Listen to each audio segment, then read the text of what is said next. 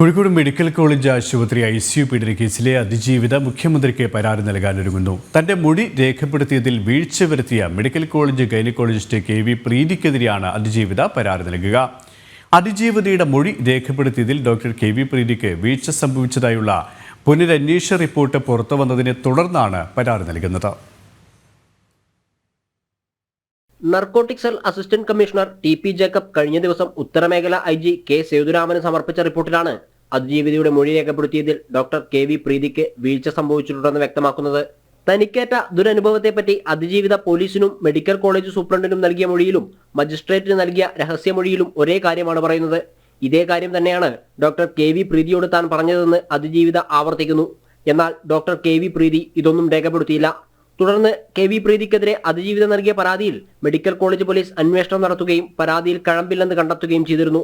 പിന്നീടാണ് കേസിൽ പുനരന്വേഷണം ആവശ്യപ്പെട്ട് അതിജീവിത IGക്ക് പരാതി നൽകിയത്.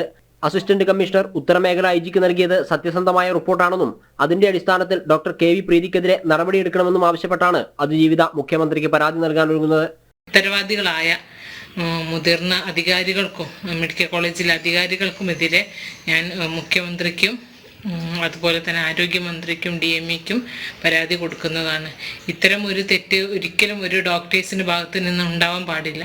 അപ്പം അതുകൊണ്ട് അവർക്കെതിരെ നടപടിയെടുക്കണമെന്നും അതിൻ്റേതായ തക്കതായ ശിക്ഷ അവർക്ക് വാങ്ങിക്കൊടുക്കണമെന്നും ആവശ്യപ്പെട്ടുകൊണ്ട് ഞാൻ പരാതി കൊടുക്കുന്നതാണ്.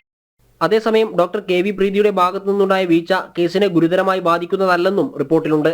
ജനം, കോഴിക്കോട്.